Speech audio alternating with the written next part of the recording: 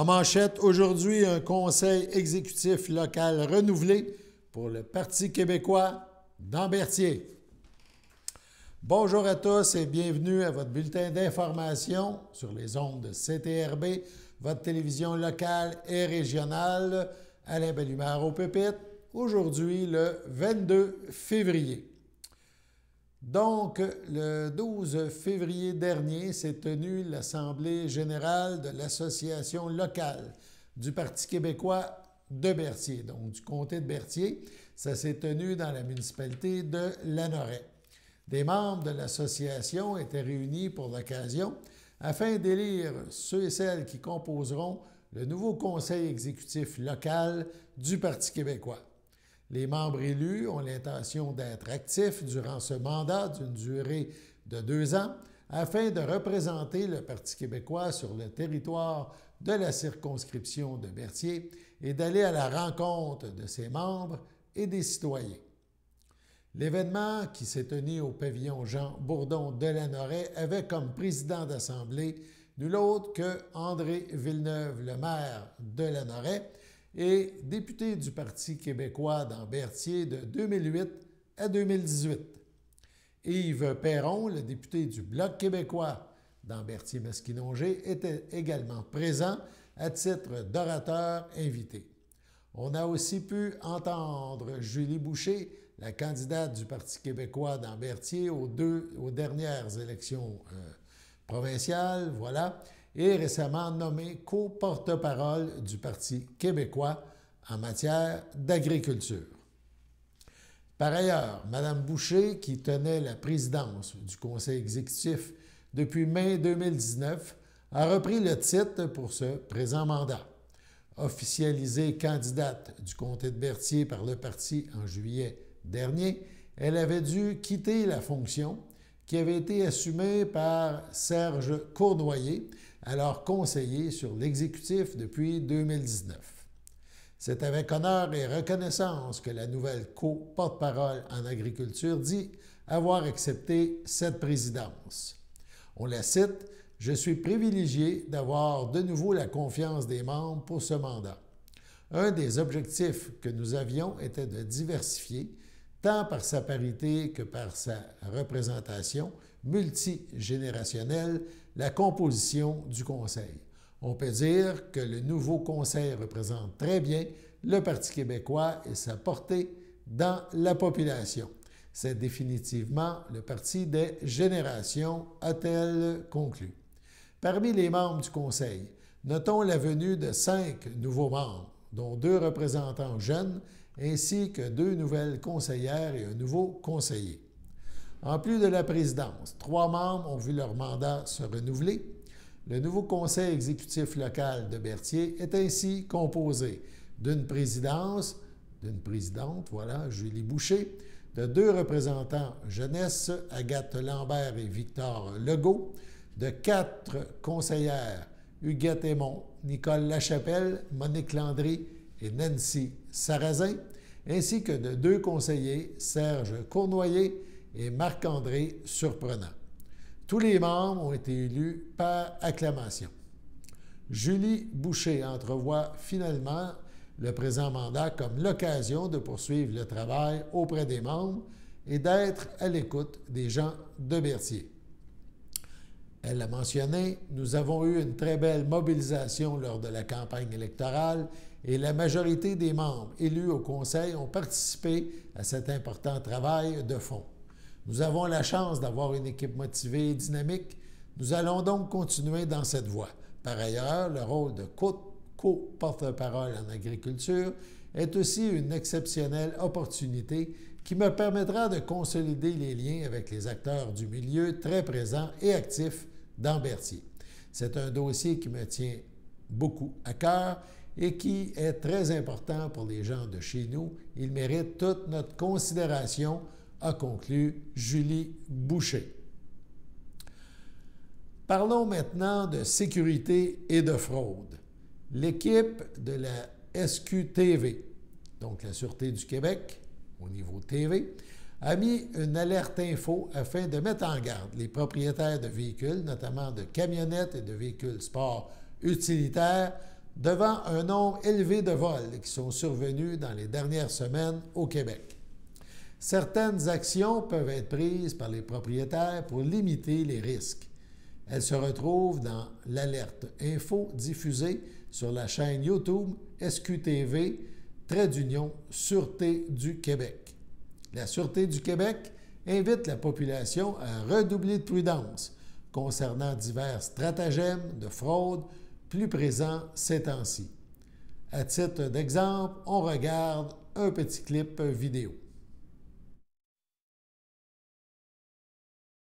Bonjour tout le monde, voici un message de l'équipe d'SQTV. La Sûreté du Québec tient à mettre en garde les propriétaires de camionnettes qui ont des modèles de style 1500 ou 2500 ou encore si vous êtes propriétaire d'un véhicule sport utilitaire. C'est que les voleurs captent le signal qu'émettent les puces électromagnétiques qui servent à démarrer ces véhicules-là. C'est donc très important de laisser vos puces loin de votre porte d'entrée ou encore de vos fenêtres ou encore mieux, de les placer dans une pochette ou un boîtier qui va venir bloquer les ondes électromagnétiques. Également, le bon vieux truc de mettre la barre de verrou de métal directement sur le volant, ce qui rend la vie la plus difficile aux voleurs. Finalement, il y a des arrestations qui ont pu être effectuées par le passé où est-ce que les propriétaires de véhicules ont placé des puces de style géotag à l'intérieur de l'habitacle de leur voiture, ce qui a permis de connaître le positionnement du véhicule en temps réel et ainsi procéder à l'interception et à l'arrestation du malfaiteur. Vous savez, les trucs qu'on vous donne sont très utiles et nécessaires et pourraient permettre soit de procéder à l'arrestation d'un voleur ou encore mieux, de prévenir des vols.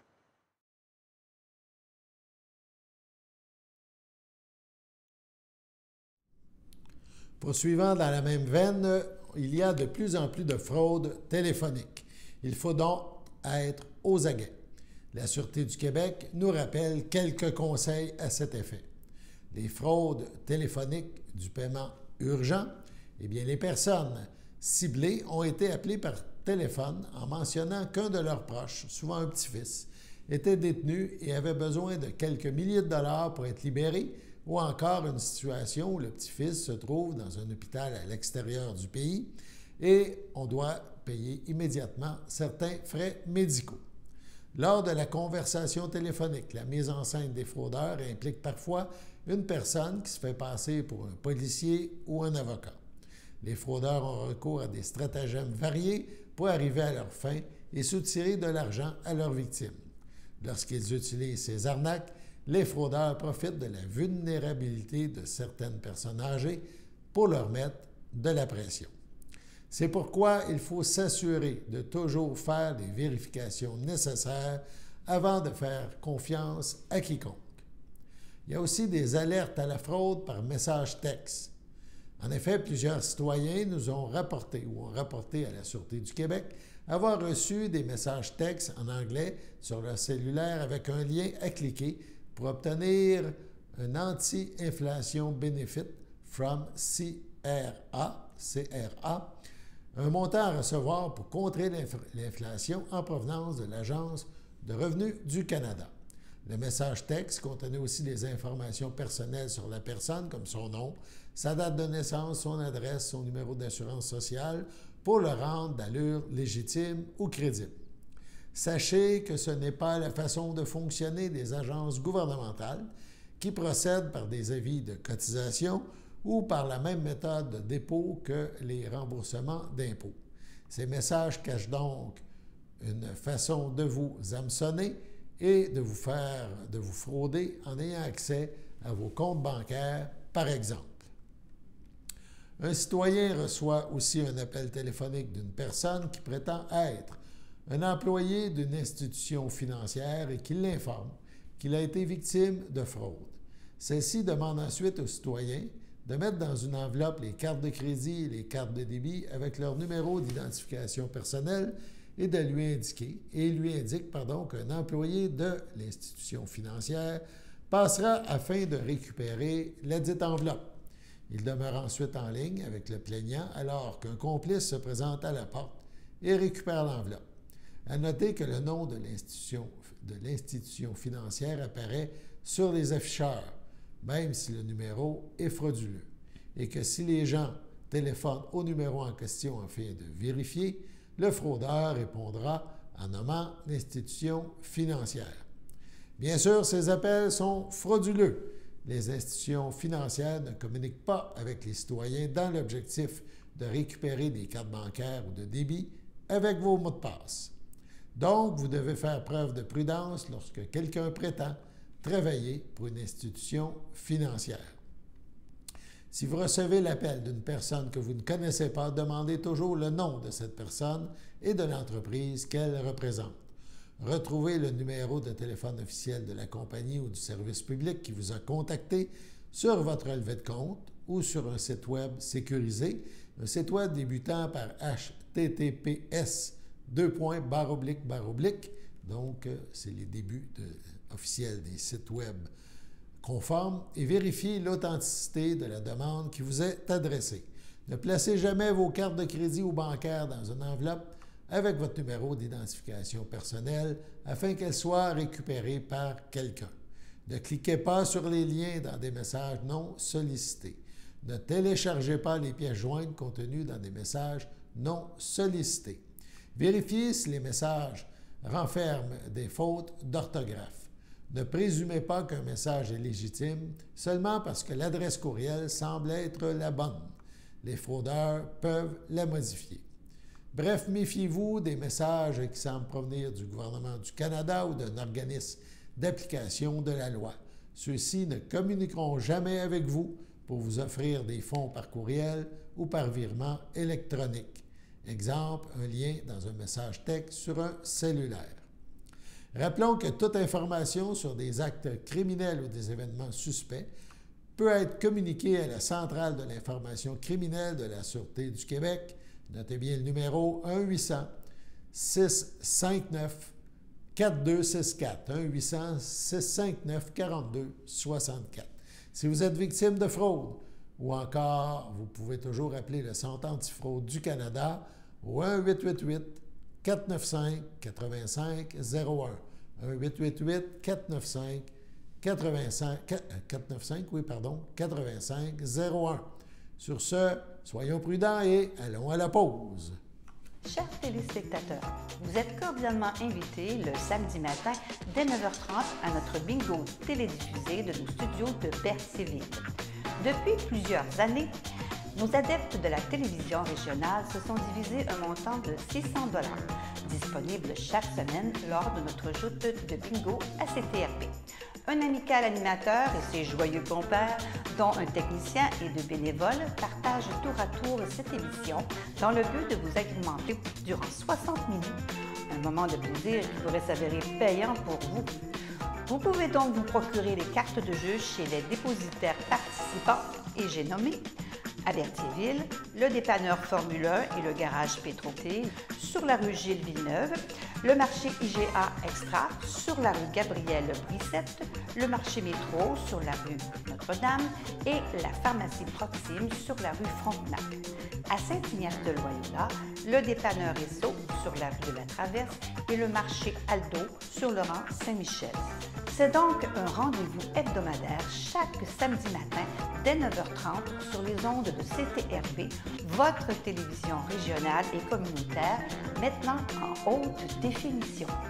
On vous attend donc en grand nombre et toute l'équipe vous souhaite bonne chance.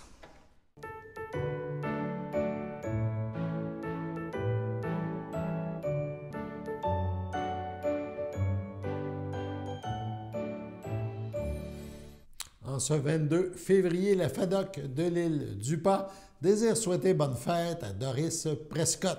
C'est votre anniversaire aujourd'hui, 22 février. Toute l'équipe de CTRB se joint à moi et vous souhaite un heureux anniversaire.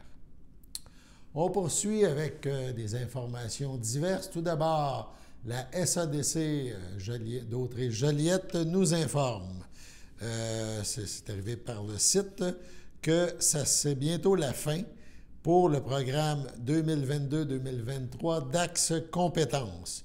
Ce programme se terminera en beauté avec un atelier qui sera présenté par Carole Gagnon.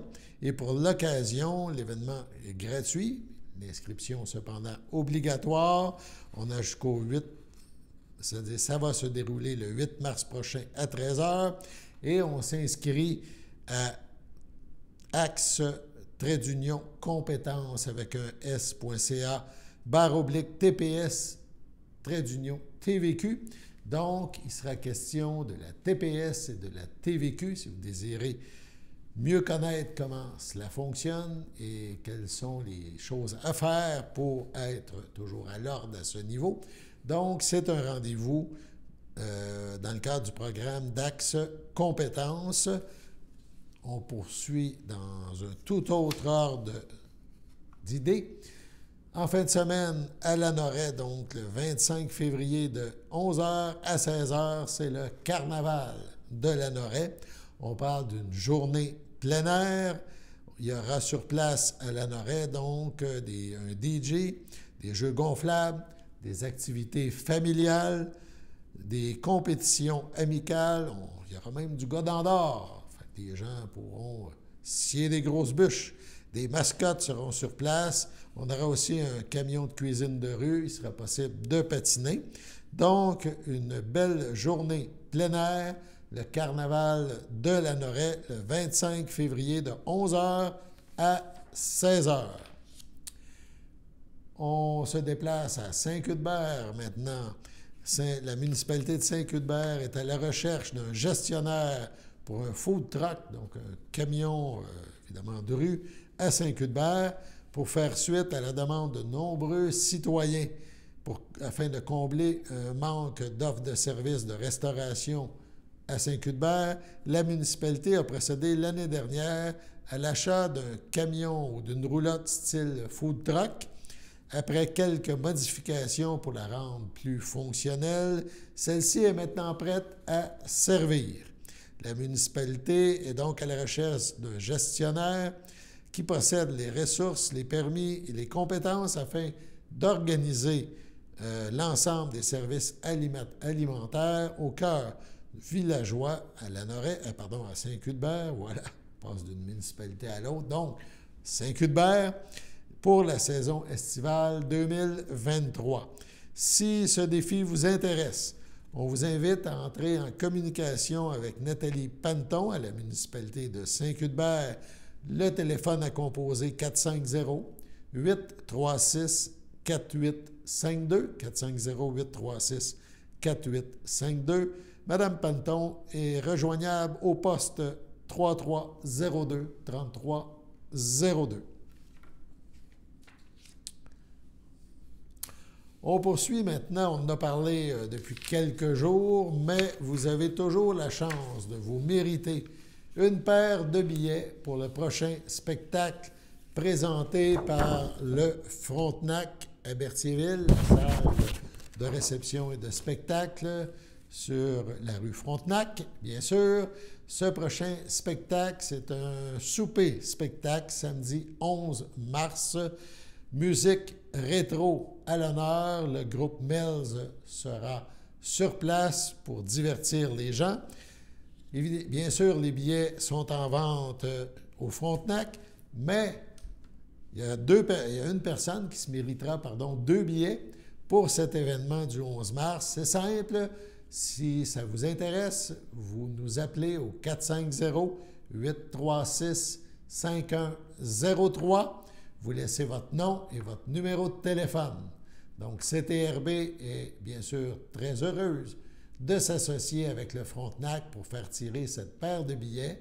Il y aura un autre spectacle un petit peu plus tard, le 1er avril. On en reparlera, ça sera la même chose. Il y aura une paire de billets qui sera offerte. On vous invite donc à sauter sur votre téléphone, à nous appeler et courez ainsi la chance de vous mériter une paire de billets pour musique rétro du groupe Melz samedi 11 mars prochain. On écoute un petit extrait de ce spectacle ou du groupe Melz, spectacle qui sera présenté à Berthierville.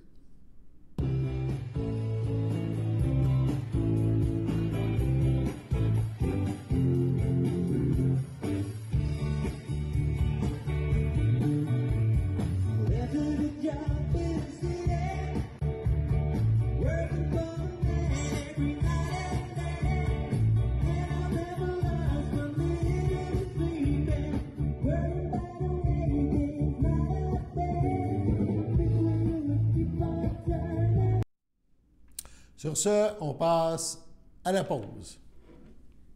Service de déclaration d'impôt du Centre d'action bénévole d'Autrey. Si vous avez plus de 65 ans, avec un revenu modeste et que vous demeurez sur le territoire desservi par le CABA, nous pouvons vous aider. Dès la fin janvier, téléphonez au 450-836-7122 afin de vous inscrire. Produire vos déclarations de revenus à temps vous assure de bénéficier des crédits auxquels vous pourriez avoir droit. Supplément de revenus garanti, remboursement de la TPS, Régie des rentes du Québec, crédit de solidarité. Également, si vous avez plus de 70 ans, vous pourriez avoir droit au crédit en maintien à domicile et le soutien aux aînés.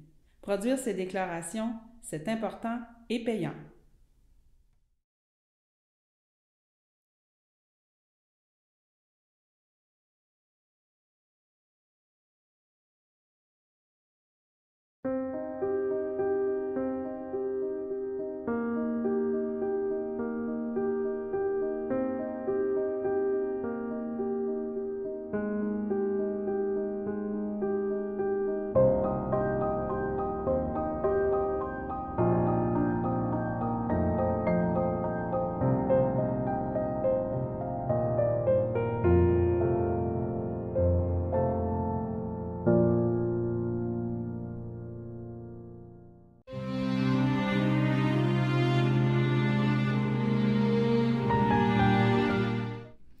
Au CHDL de la Naudière, le 10 février dernier, à l'âge de 73 ans, est décédé M. Luc Valois, fils de feu Omer Valois et de feu Madeleine Bergeron, demeurant à Saint-Ignace de Loyola.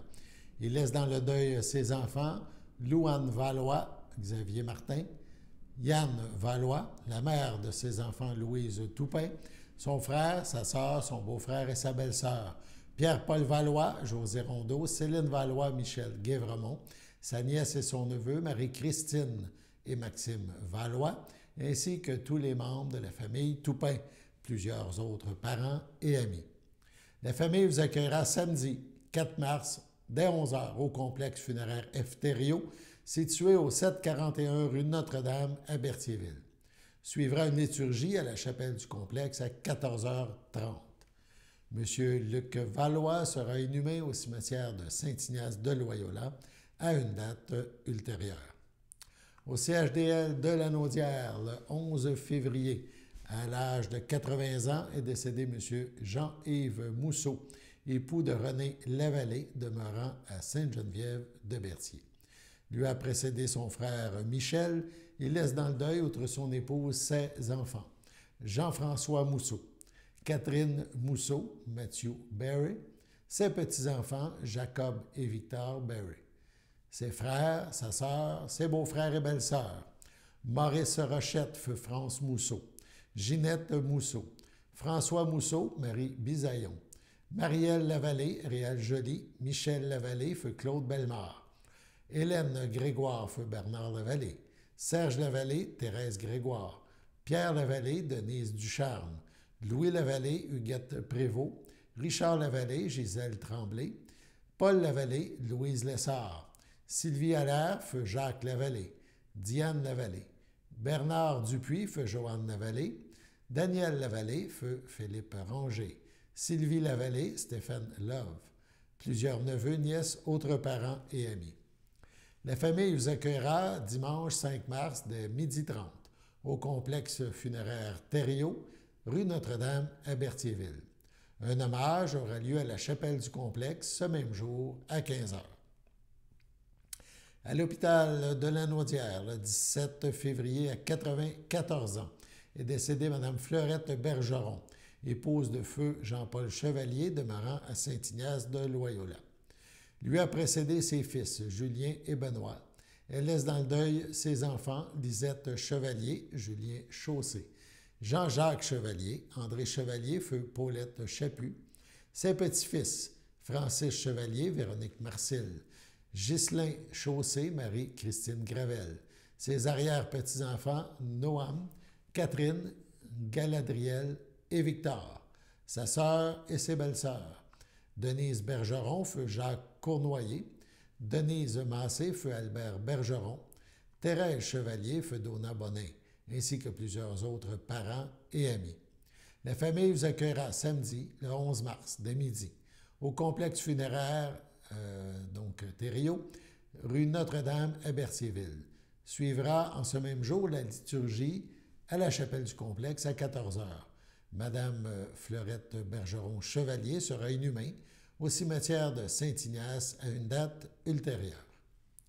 À la maison à Desmaures, Dion, le 6 février à 63 ans, est décédé M. Pierre Lacourse, natif de Saint-Viateur, lui a précédé Gisèle et Louise. Il laisse dans le deuil son fils Mathieu Lacourse, Mylène Anger, sa petite-fille Laurélie, ses frères et sœurs, Roger Lacourse, Réal Lacourse, Lise Ouellette, Bernard Lacourse, Suzanne Courville, Laurent Lacourse, Bertrand Lacourse, Hélène Lacourse, Régent Lacourse, Diane Montreuil, Francine Lacourse, Richard Chrétien, Michel Lacourse, Lynne Roberge, ainsi que Claire Coutu, Feu Benoît Allard, plusieurs neveux, nièces, autres parents et amis. La famille vous accueillera vendredi 17 mars de 19 à 21 h et samedi 18 mars dès midi au complexe funéraire Thériault à Berthierville, rue Notre-Dame. Une liturgie suivra à la chapelle du complexe dès 14h30. Et on vous invite à compenser l'envoi de fleurs par des dons à la Société canadienne du cancer. Ils seront alors acceptés. Sur ce, on passe à la météo.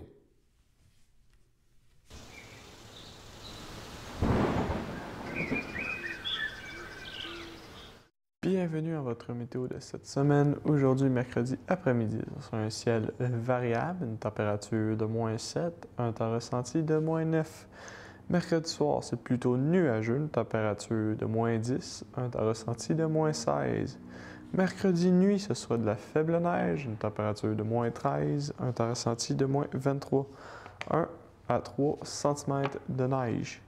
Jeudi matin, c'est de la faible neige, une température de -13, un temps ressenti de -23, 1 à 3 cm de neige. Jeudi après-midi, c'est de la faible neige, une température de -11, un temps ressenti de -20, 1 à 3 cm de neige. Jeudi soir, ce sera de la neige, une température de -11, un temps ressenti de -20, environ 5 cm de neige. Et voilà, c'était tout pour votre météo. On termine par une petite information qui vient de nous arriver. Tourisme Lanaudière veut relancer le tourisme d'affaires lanaudois. Donc, l'organisme Tourisme Lanaudière organise un événement pour relancer le tourisme d'affaires. Ça va se dérouler le 22 mars prochain de 14 à 16 heures au Jardin des Noix de Saint-Ambroise de Kildare, dans Lanaudière, bien sûr. Donc, les gens, les organismes, les gens d'affaires qui touchent au tourisme et qui souhaitent relancer, évidemment, cette plateforme importante au niveau du tourisme d'affaires ont rendez-vous. On vous invite, évidemment, à ce regroupement pour relancer ce volet fort important du tourisme chez nous. Donc, si vous souhaitez vouloir échanger sur le tourisme d'affaires avec les autres entreprises de la région, eh bien, cet événement est pour vous, c'est gratuit. Bien, on vous invitera là, à vous inscrire. On en parlera, c'est le 22 mars prochain. Voilà, c'était votre bulletin d'information en ce 22 février. Alain Bellumeur au Pépites qui vous invite à être des nôtres demain. À bientôt.